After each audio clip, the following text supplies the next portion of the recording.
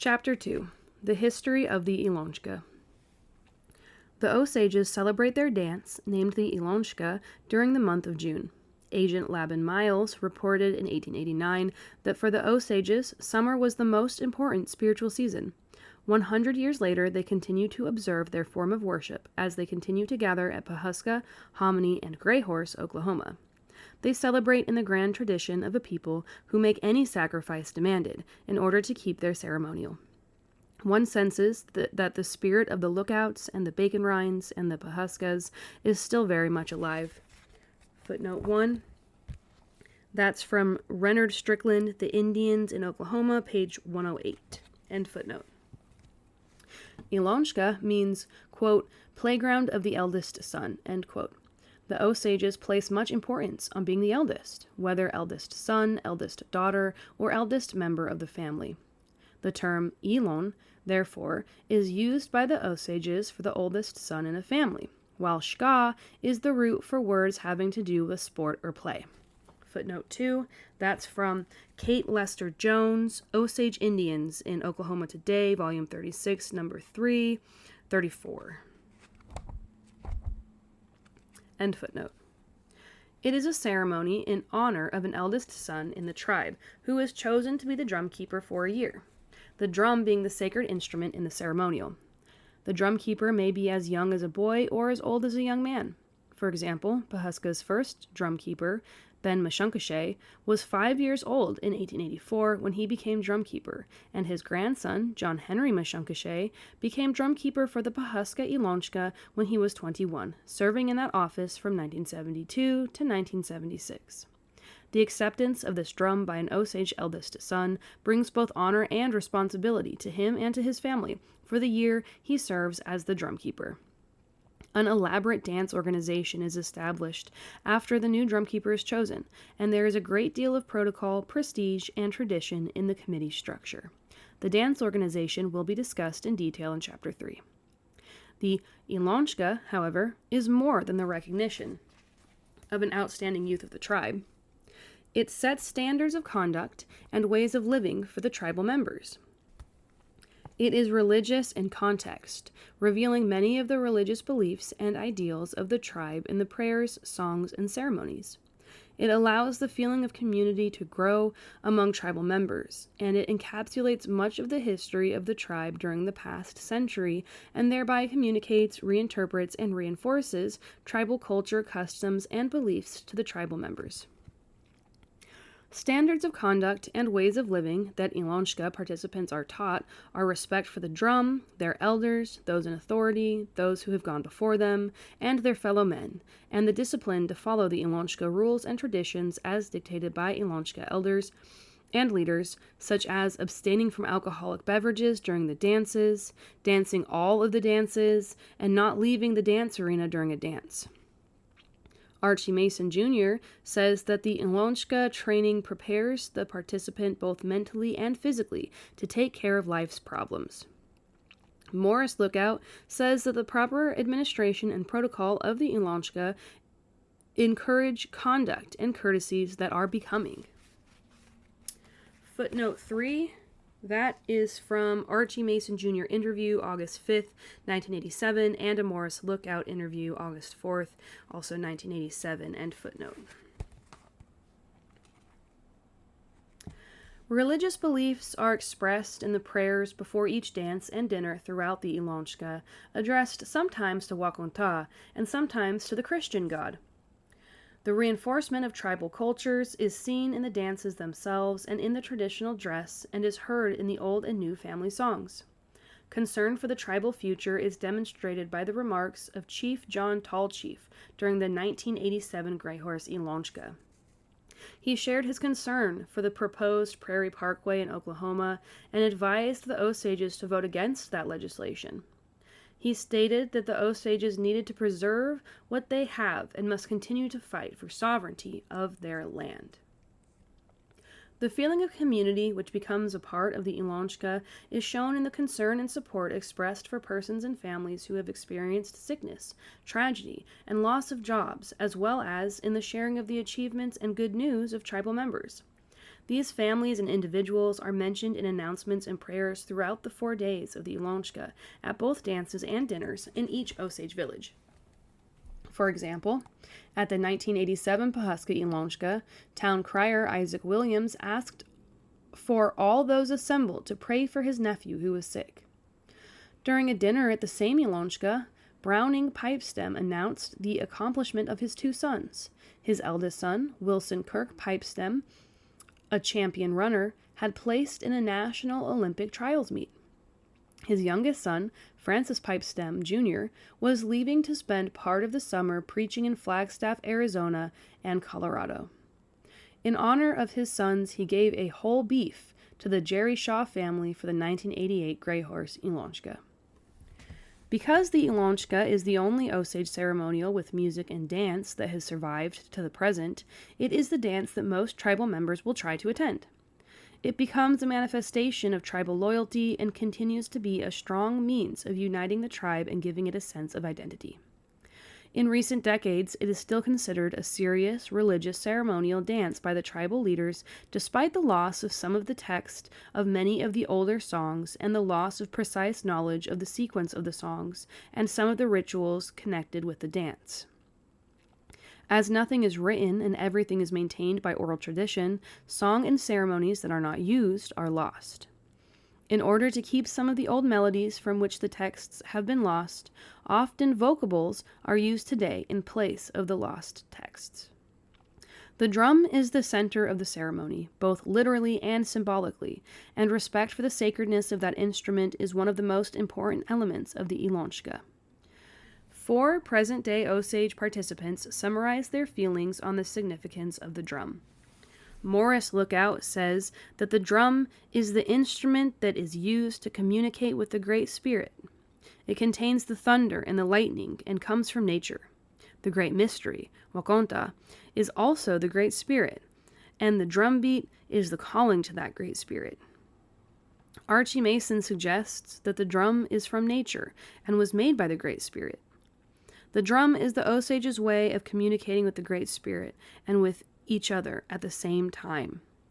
Archie Mason Jr. says that the drum is the center and hub of the people because the drum carries everything the people have, their songs, their life, their history.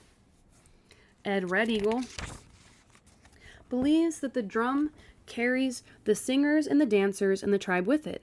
They all follow the drum with the drum keeper and they try to abide by the rules and the rituals of it. Footnote 4, this is from a bunch of interviews, end footnote. In the 19th century, American Indian tribes began to forget their individual tribal differences and to merge their cultures, producing a single pan-Indian culture that contrasts with Western European culture. The uniting of Indian cultures was further helped by the forced migrations of many tribes to special lands reserved for Indians by the whites, such as the Indian Territory, which later became Oklahoma. These tribes, forced to migrate and settle on lands reserved for Indians, often had no previous contact with each other until they found themselves living side by side as neighbors. A cultural heritage and amalgamation resulted, with a dance of one tribe tending to spread to another tribe until all the tribes were doing a version of the same type of dance, such as the Prairie Indians' grass dance discussed later in this chapter. Footnote 5, that's from Bruno Nettle, An Introduction to Folk Music in the United States, page 36 and 37, end footnote. This cultural interchange and blending was experienced by the Osage tribe in the late 19th century as it settled on its final reservation in Indian Territory beside other Indian tribes. In 1955, anthropologist James H. Howard used the term pan-Indianism to describe a super-tribal culture that was especially prevalent in Oklahoma, where some tribes had lost their tribal distinctiveness and, in its place, had developed a non-tribal Indian culture.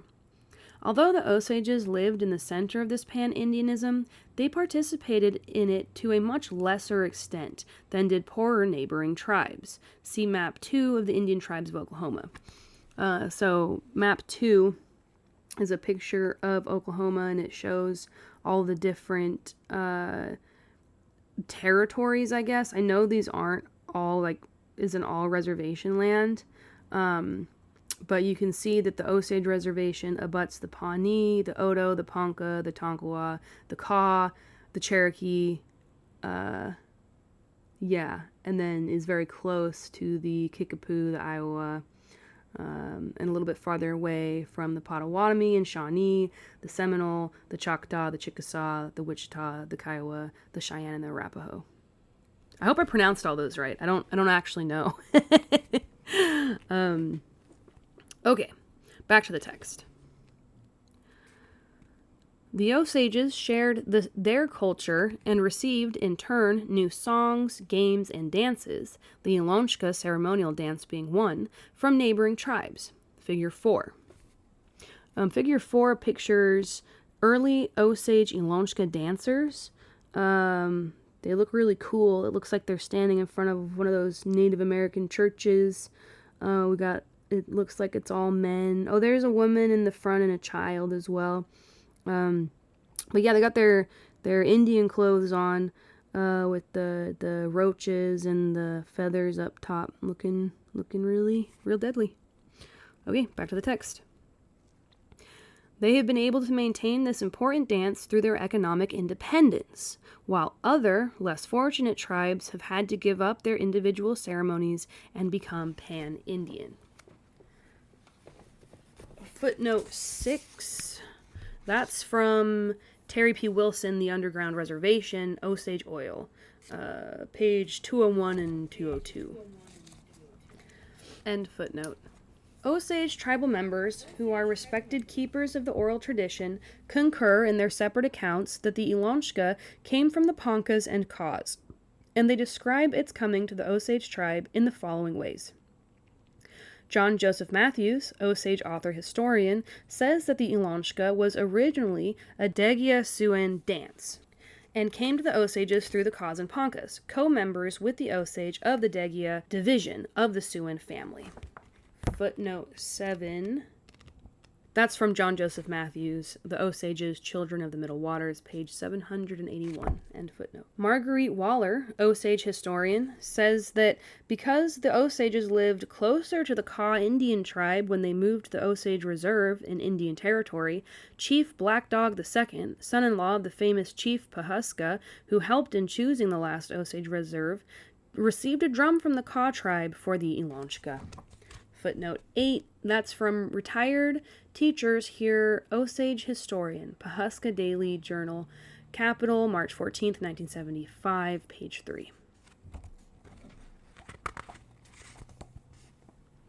Ed Red Eagle, Pawhuska Dance chairman for the InLonSchka, says that the Osages have been dancing the InLonSchka for over 100 years. The drum was brought to them in Indian Territory, and they then dropped their Kansas ways. It took them several years to accept this new dance. In 1886, the Osages had to send a delegation back to Lawrence to accept and complete the buying and selling of their Kansas lands. It was just before that time, in 1884, that the InLonSchka came to the Hominy and Pawhuska bands from the Kaws. The Gray Horse Band received the InLonSchka shortly after the Hominy and Pawhuska bands had received it.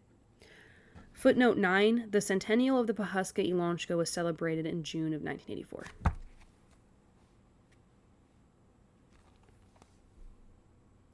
John C. Mason, back to the text. John C. Mason, in a letter to his son, wrote that John Blackbird Sr., at age 7, was the first drumkeeper of the Osage tribe in the Gray Horse District, and that the drum was presented by the Ponca tribe of Indians to the Gray Horse Band. The exact date of this presentation is difficult to establish. Footnote 10. That's from Joseph C. Mason to Archie L. Mason, April 8th, 1962. Morris Lookout, head singer for the InLonSchka during the 1970s and 1980s, said that when the Poncas and the Kaws brought the InLonSchka ceremony to the Osages in the 1880s, giving them the dance along with the songs, the Osage added their own songs and held the InLonSchka for themselves as an Osage ceremonial dance. It is typical for the Prairie Indians to trade and buy each other's songs, and once traded or bought, those songs belong to the new owner and are not used by the former owners. Footnote 11. That's from a Morris Lookout interview, August 4, 1975. End footnote. During the 19th century, the dance known as the Omaha Grass Dance became popular among the Northern Plains tribes. According to Clark Whistler, this dance was a modern form of an older Pawnee shamanistic ceremony called the InLonSchka, in which the handling of fire and boiling liquids had a symbolic part. The term InLonSchka has a double meaning. Literally, the idea is, quote, the fire is in me, end quote, and symbolically, the meaning is, quote, I can extinguish the life in the fire, end quote, or can overcome the powers of other medicines. Also, the term InLonSchka refers to a particular headdress worn by the dancers, called the hair roach. Figure 5. Let's see, figure 5. Figure 5 is a photograph of an elder, Archie Mason, former Gray Horse Dance chairman, wearing the traditional Osage headdress called the roach. And that's the one that's got one feather in the middle, and then I think it's like, I don't know what the fur is, but it's got a bunch of fur standing up. It's a porcupine maybe, but then it's not like the quills. Maybe it's really long deer tail fur. I don't know what it is. But yeah, if you've been to the InLonSchka, you know what I'm talking about. It's that thing that everybody wears. But it's got one feather on it. That's, I think, important. I've never seen the Osages wearing 2 feathers unless they're doing some kind of fancy dance. Back to the text. The hair roach resembles the scalp lock hairdo worn by the Osages before the late 19th century. Now a piece of deer tail is worn, tied to the head to resemble the scalp lock. In the center of the hair roach, an eagle feather is attached. The feather represents men, and the red hair of the deer tail represents fire. There were elaborate ceremonies in the InLonSchka in which certain men of the tribe were given the right to wear special articles of the traditional dress, such as the roach, bells, and feathers. Because information is fragmentary, it is only possible to speculate on the details of most of these earlier tribal dances, and what features were distinct from tribe to tribe. However, the older form of this dance among the Osages did not include the fire handling of the Pawnees. Footnote 12. That's from Clark Whistler, General Discussion of Shamanistic and Dancing Societies, page 859 and 860, and also from William K. Powers, Indians of the Northern Plains, page 175, and footnote. 2 important features of the Pawnee InLonSchka ceremony are the headdress of roached deer hair and the crow belt. These came to the Omahas, and presumably the Osages, incidentally as war honors, and the participation of their owners would automatically bring them into the ceremony. Among the Pawnees, however, these regalia distinctly belong to the InLonSchka ceremony. According to Alice Fletcher, the Omaha ceremony is thought to be a derivative of the old chief's society, entrance into which was graded by war honors. In the chief's society, a special song of praise was given to each distinguished member. It appears that the Omaha dance consisted of honor qualifications, individual songs, crow belts, and roached headdresses, all of which enter into the typical InLonSchka ritual. The war associations are also a part of the Pawnee ceremony and probably came from the Omahas or Osages. Footnote 13. That's from Whistler Dancing Societies, page 861. The Omahas and Osages in particular contributed some special features to the Pawnee and Dakota ceremonies, and in this new form gave them back to the Dakotas as a new organization. A retrospective of the InLonSchka shows that some tribes received it 3 times in as many different forms. Therefore, this whole series of ceremonies, from the ancient ceremonies to the 19th century Omaha grass dance, is little more than the successive work of 4 or 5 highly original minds. Archie Mason Jr. says, quote, I know that this InLonSchka came from other drums, other peoples, that we learned that dance from other tribes. But as I look and research history, they, other tribes, too learned it. And all of a sudden it seems like it's a circle of knowledge, that it was already here, but yet we learned it, and yet it's still here, and we're still learning. End quote. Footnote 14, that's from the same quote, and or from the same sources before, and also from Jones' Osage Indians, page 35. Although the Osage InLonSchka is directly linked to the Ponca and the Kaw tribes, it also bears a resemblance to the earlier Omaha grass dance, a dance that the Poncas, Kaws, and other prairie Indian tribes later received from the Omahas. As a tribe accepted a dance and made it part of its culture, the dance changed in the transmission to become a distinctive dance of the recipient tribe. Footnote 15 from Francis Densmore, Teton Sioux Music, page 468.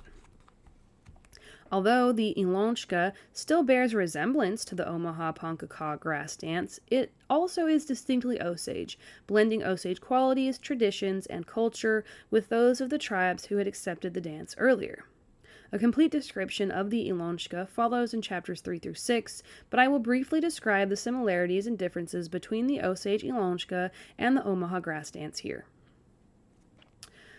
Clark Whistler states that the Omaha grass dance is a complex ceremony with an organization justifying its classification as a society. It has both a definite leadership, a variety of special officers with particular duties and distinctive regalia, and a considerable number of lay members.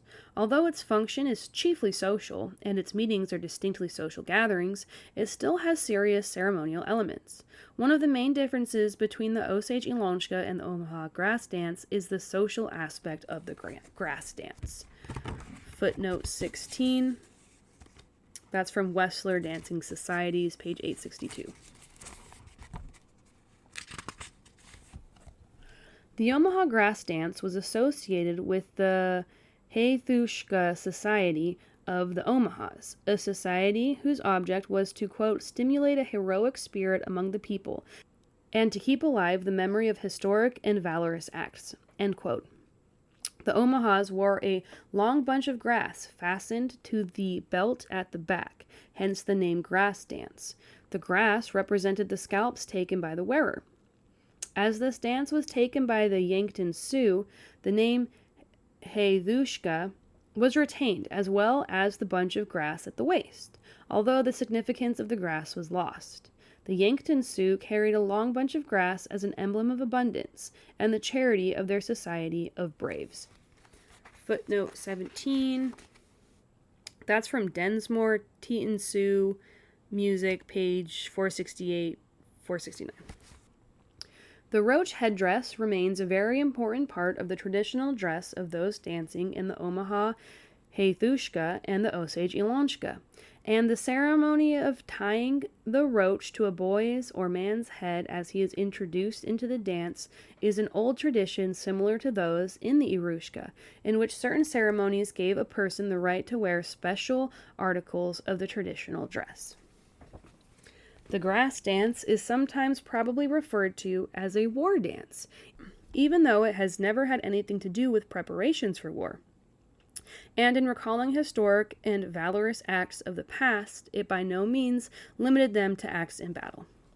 The Ponca Indians, one of the tribes from whom the Osage directly received the InLonSchka, have a dance they call the Haithushka, also publicly referred to as a war dance. Note the similarity in names between the Ponca, Haithushka, and the Omaha, Haithushka.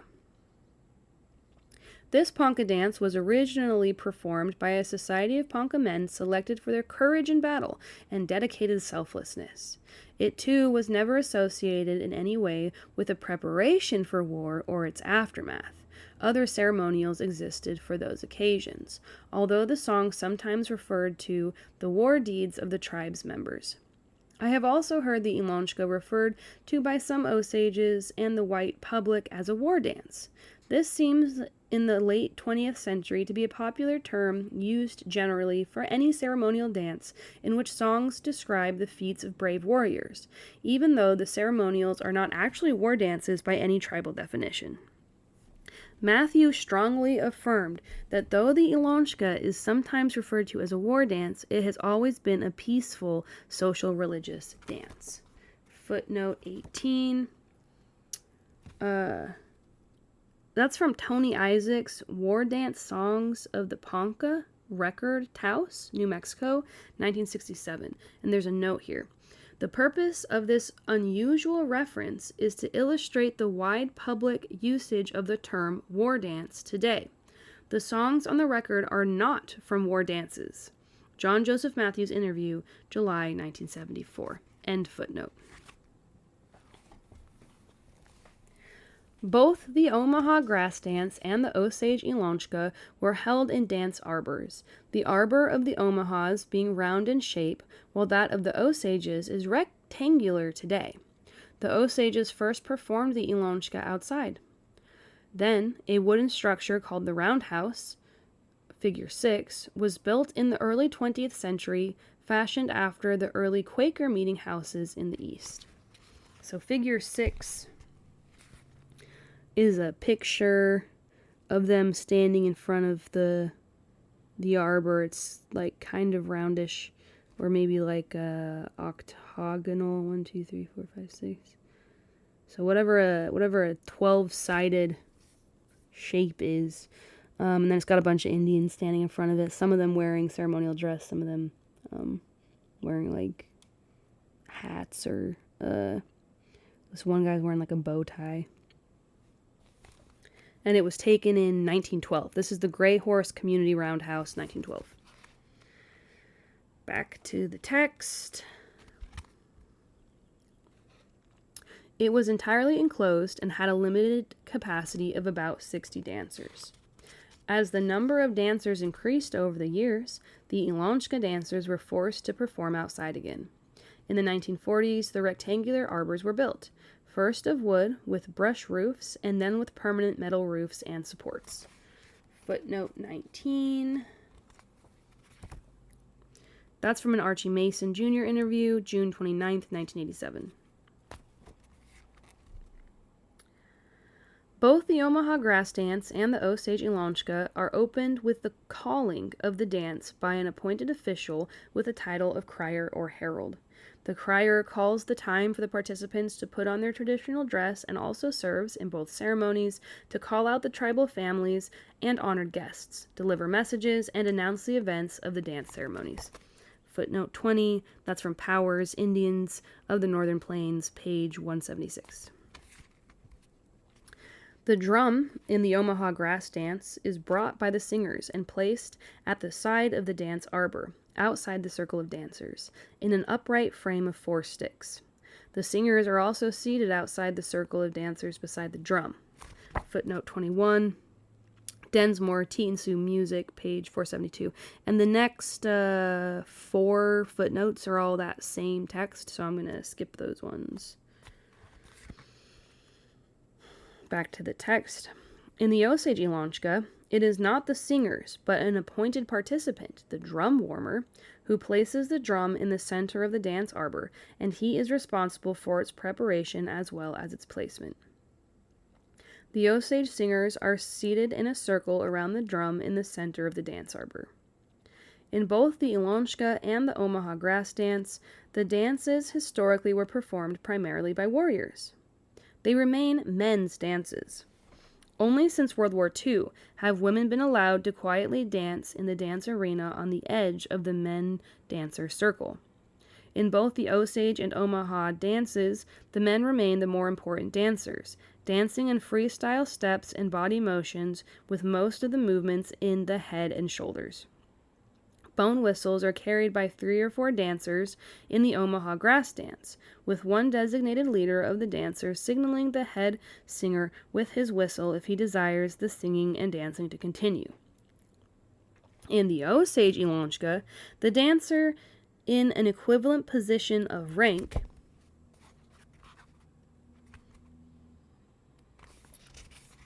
the head-tail dancer gives the signal for the continuation of the song and dance by raising his coup stick.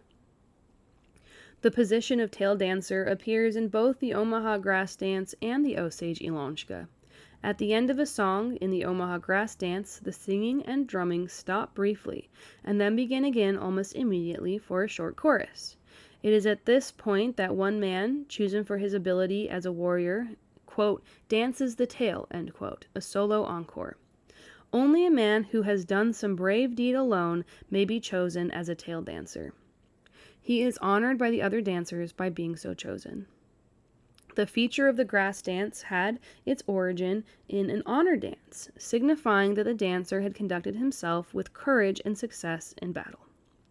The position of tail dancer is still considered an honor among the Osages in the InLonSchka, but the prestige now comes from being chosen as the best dancer rather than the best warrior. Presently, in the InLonSchka, 4 to 6 tail dancers are chosen from each band of Osages by the respective drum keepers to dance the tail dance. In both the InLonSchka and the Omaha grass dance, there are officials bearing ornamental whips for, quote, driving the dancers, end quote. They are the whip men. Any articles of costume lost in the Omaha grass dance must be redeemed with gifts to elderly men in the tribe and may be picked up by any of the dancers. However, in the Osage InLonSchka, only the whipmen, the arena directors and liaison men for the dance chairmen, are allowed to pick up lost articles on the dance floor, but they, too, must be given gifts before the articles may be redeemed. Quote, giveaways, end quote, are important aspects of both the grass dance and the InLonSchka, with food, goods, horses, money, and other gifts given to people by the honored, as it is a part of Indian philosophy for an honored family or person at a ceremonial dance to give gifts to others rather than being the recipient. Feasts were an important part of any grass dance and are most certainly an important part of the InLonSchka. At the grass dance, the man in charge of the dance decided who was to provide the feasts and then asked the crier to notify them. The same people were never asked to provide for 2 successive feasts. Before the 20th century, dog, considered a delicacy among the prairie Indians, was often prepared at grass dance feasts. When it was part of the feast, a special dance by 4 selected men was performed around the dog bones. To my knowledge, dog was not a traditional part of the Osage feasts. For the InLonSchka, cooks are chosen by the drumkeeper and his family. Cooks must prepare the food for the special feasts in traditional ways. Although the importance of the drum and the important position of drumkeeper in the Osage InLonSchka are not found in the grass dance tradition, both the Osage and the Omaha dances are similar in the positions of crier and tail dancers.